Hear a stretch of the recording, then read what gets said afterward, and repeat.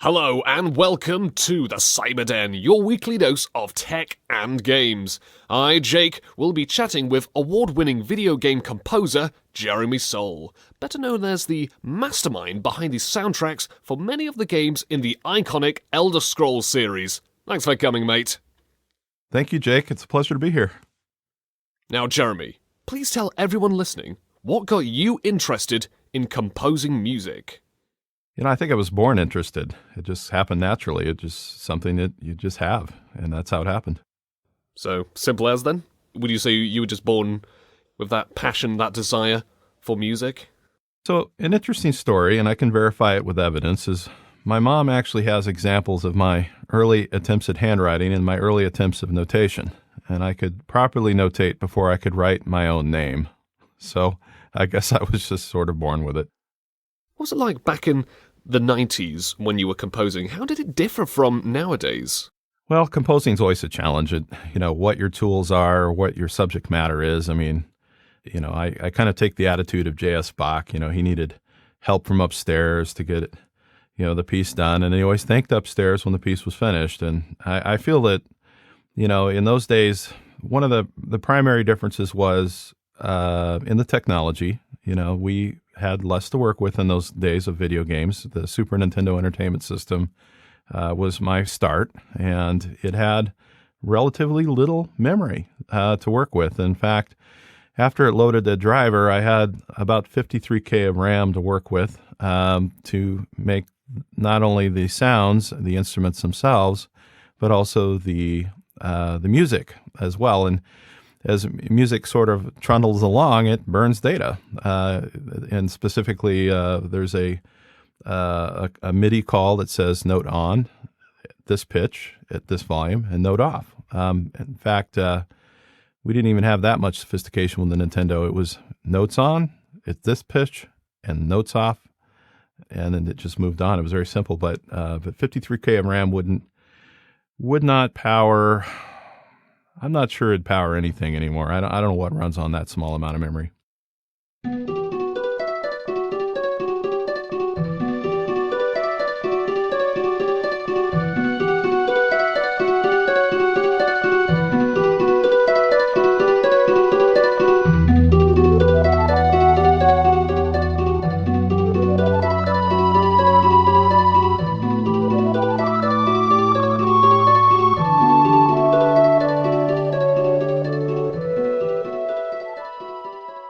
Now, you've composed for many games, including various Harry Potter games, Supreme Commander, the later entries to Dead Rising, and much more.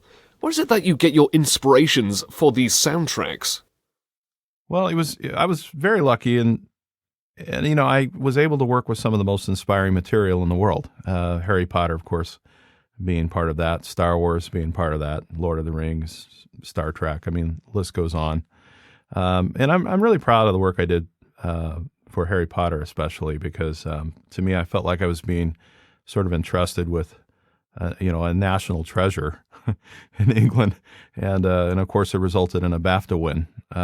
So I'm very proud of that work, and I think that as any composer will tell you, a lot of times you're only as good as your material, and I've had some of the best material in the world to work with, not to mention original titles like The Elder Scrolls and Guild Wars. Are there any particular bands or musicians, people like that, you would say have inspired you? Oh, absolutely. I love Brian Eno. He's incredible. The stuff that he's done over the years. I also want to say too that I've been inspired by a lot of the musicians I work with. The musicians in London were great. They've always been great. The Seattle musicians I've worked with over the years with the Symphonia are incredible. I've been inspired by, some of the people who work with me on my orchestration team when we're working with live orchestras. And of course, a big inspiration has always been my family. And, my brother is an amazingly talented composer. He shares the BAFTA with me. Julian worked on Harry Potter, and we've worked together as a composing team for many, many years. And so I would have to say that, those names really stick out. Of course, I've been a big Peter Gabriel fan for many, many years. And Looking forward to seeing Peter and Sting when they come over to the States here soon. That's going to be exciting. But yeah, and Michael Kamen, John Williams, I think, Michael was a great crossover talent. He was able to work in many, many different genres, film and rock and roll and other things. And I really respect that.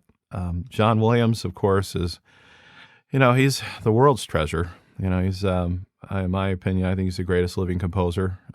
Certainly was great to see him at the Oscars the other night. So I think that, there's no shortage of inspiration in my life, and that's just to name the living, folks. I'm inspired a lot by the past and past musicians and composers as well, going back to, Beethoven and Bach and composers like that.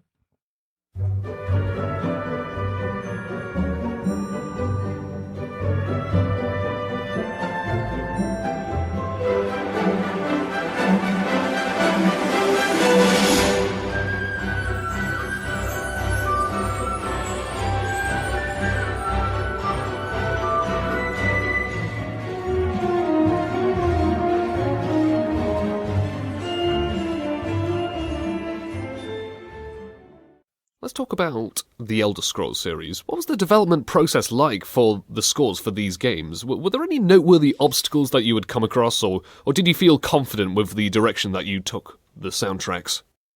The remarkable thing about Elder Scrolls, Todd Howard, being the genius that he is, really creates this evocative world, and he just puts it there in front of you, and he lets you work with it. And I'll be honest, I don't think I had a single revision or a change to anything I've ever written in the entire series. 3 games I've been associated with it. There might have been some stuff that might have been left or center, but he really left it up to me in terms of what to do with the music. And I really valued that because it kind of, I want to say that, every composer out there would love to be able to produce his or her personal vision for a project. And, that's ideal, if you can do that, because what happens is if you, as a composer, even with the best composers, if you have a lot of input coming from a lot of different places, the music starts to sound schizophrenic. and it can drive a composer crazy. Decision by committee is one of the worst things in the world. And I think it's like architecture is the same thing. You have an architect that comes in and, generally the greatest architects are the ones that I think have really the force of personality to push through and say, no, this is what I'm going to do. And occasionally, you hit an impasse in a project. And, I'll admit I've been fired off projects. I've read stories about other major Hollywood composers who have been in similar positions that, they had a disagreement with the director or disagreement, and they just couldn't reconcile it creatively. And they departed the project. And I think there's something to be said about artistic integrity, and probably at this point in my life, people know what I do. They know what I write, and I enjoy what I do. So when you have a good creative mix, like we had on Elder Scrolls, I've produced over 100 games, and I've only had a couple of misfires. I would have to say, it's rare. It's rare you get that kind of creative connection, and we were, the game was wildly successful. The music was just one part of it. There's so much going on with those games, and of course, there was so much genius creativity that went into things. I like the fact that they had an astronomer to design the star system. They had equestrian experts, and how horses move. It's unbelievable. So it was great to be a part of that team.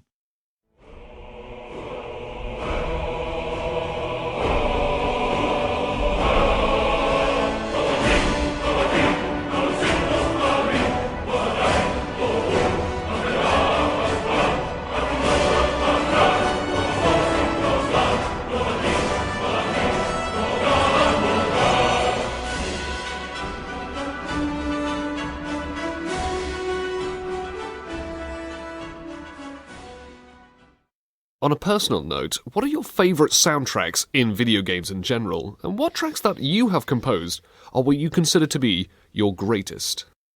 It's like kids. You have kids, and it's hard to pick which one you like more. I mean, I love my kids. I love my music. Albeit I have to point out, in human terms, my kids are all musical at this point. But I like the work that I've done, in recent years, just because I think it was closer to my inner vision of what I wanted for the music, on the basis of what I had available to me as technology and instrumentation. And I think was one of the greatest struggles I had with Star Wars was, I'm working on, what was Game of the Year for, most of the world markets, Knights of the Old Republic, one of the highest rated Star Wars games in the history of Star Wars. And I was going to battle with basically MIDI, Musical Instrument Digital Interface. It's an 8-bit standard. It was co-invented by Roland and Oberheim and a number of other individuals in around 1981. It's very low resolution. If you can imagine Pac-Man, competing with the PlayStation 4, Pac-Man running on Atari 2600, you have an idea of kind of what MIDI is. And so it's something that I really struggle with, because when John Williams goes out and does a Star Wars score, he's got the resolution of human tactile response, years. I mean, we're talking 1,000 years of experience on the floor, and some of the highest resolution and expressiveness that mankind's ever achieved. With a Stradivarius violin, it doesn't get any better than that for the sound of a violin. But put a Stradivarius into a computer, different story. And I really admire composers that are able to, work with the latest technologies and find a way to marry them with, traditional means of scores like, orchestral players or rock bands or whatever it is. And for me, I was doing Star Wars 100% digitally, and I think it was at the time really groundbreaking. A lot of people still write today and say, "Oh my God, was that all synthesized?" And I'm like, "Yeah, it was." But I felt like the limitations started to drop away right around the time I was in the middle of Guild Wars 1 and Guild Wars 2. Probably towards the back half of Oblivion, things started getting better. And of course, Skyrim, we developed so much technology when I was composing in Skyrim. Some of it found its way in the Guild Wars as well, albeit Skyrim happened a little afterwards. That's where I started to really feel like, I can make something with computers that sounds like what's in my head. And that's really the objective. And as I go into my next period of my career, I think my favorite music will be my next music. And I'm also addressing a lot of the technology issues too, as creative director and co-director, corporate director of Roland Virtual Sonics, which I'm very excited about, because I think that's going to have a big impact. And our motto is change the world through music. I can't wait for musicians to have access to the technologies we're developing now. It's going to be very exciting.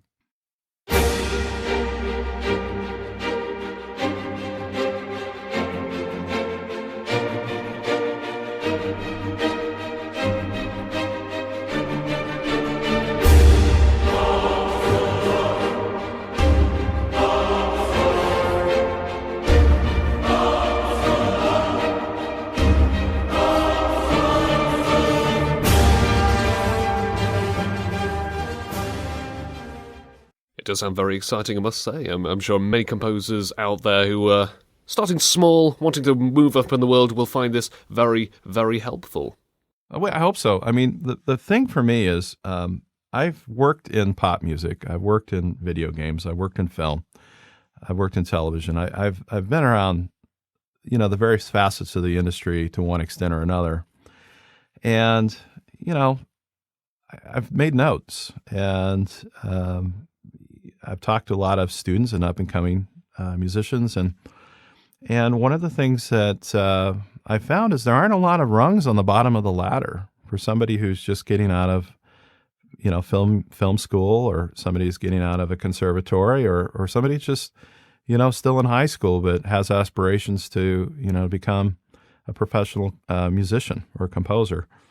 And, the industry set up a lot of barriers for this. And a lot of it just defies common sense. It defies, what really can be solved with today's technology. And so when we came up with Roland Cloud, we announced it at the National Association of Music Manufacturers convention in Anaheim in January, which I'll point out is the largest.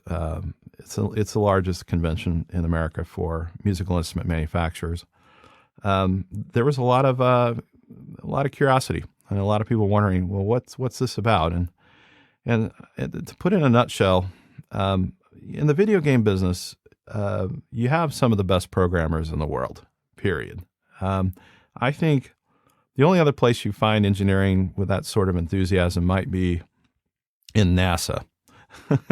So they're either going to the moon or they're making a video game. And so over the years, I've worked with, brilliant people. And, when I started Roland Virtual Sonics, which is this joint venture with Roland, and for those who don't know, Roland is the leading dedicated electronic music instrument maker in the world. We make drum machines and keyboards and interfaces and a lot of really cool things. And Roland's been around a very, very long time. In fact, if you listen to any kind of urban or hip hop kind of music, chances are you're going to hear an invention of Roland's called the 808 drum machine. Very, very famous sound. Everyone knows it. But when we went to Roland, we basically said, look, we have an opportunity here to look at the music industry as a whole and change it with the help of some of the most brilliant engineers on the face of the planet. And I'm proud to say that some of the great coders and some of the great people I've worked with over the years on video games also happen to really like music. Some of them had music theory degrees. I had no idea. And I said, hey, I got this project. Would you guys like to come over and, quote unquote, change the world through music? And they said, oh, yeah, totally. So, we have people that worked on Modern Warfare. We got people who ran studios at Microsoft. I've got guys that have worked on some of the biggest games in the world, and now they are putting their passion behind the music and the music ideas that I hope the world can produce, and I'm guiding that along. So it's very, very exciting, and for the kid in high school or junior high or somebody in college or whatever it is, my goal is to be able to provide technologically and affordably the same kind of power that somebody like a Hans Zimmer would require on a feature film, to be able to provide that kind of flexibility and that kind of power at home, no matter what your equipment is, no matter what your capabilities are. And to me, that is exciting because it means there'll be more people creating music, creating more beautiful things, and the world will be a better place because of it. It's a very noble goal indeed. We try.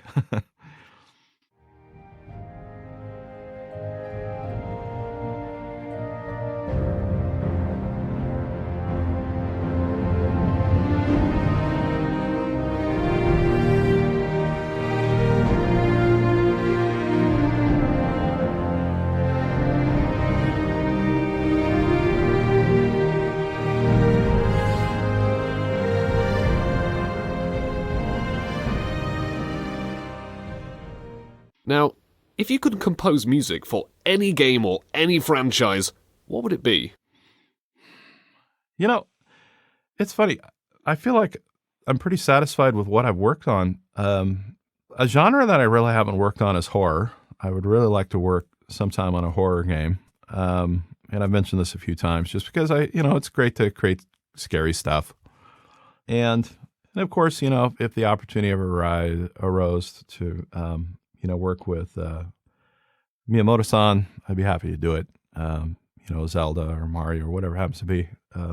Happy to contribute on that. But I've really pretty much worked on most of the stuff that I've wanted to work on. And I can say that since Skyrim, I've kind of wound down the amount of work that I'm doing as a scoring composer.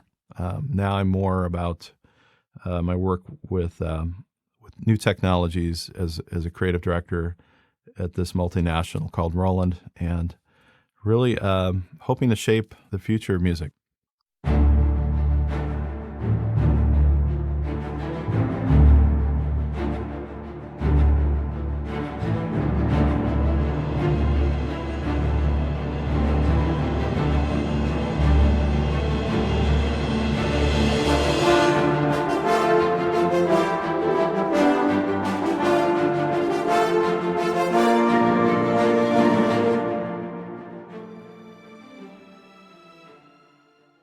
Jeremy, thank you so much for coming to this interview.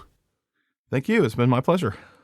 And I would also like to thank my dear listeners out there for tuning into this interview on the Cyber Den, your weekly dose of tech and games. See you later, Jeremy. Thanks for coming. Thanks, everyone. Hope you enjoy the music.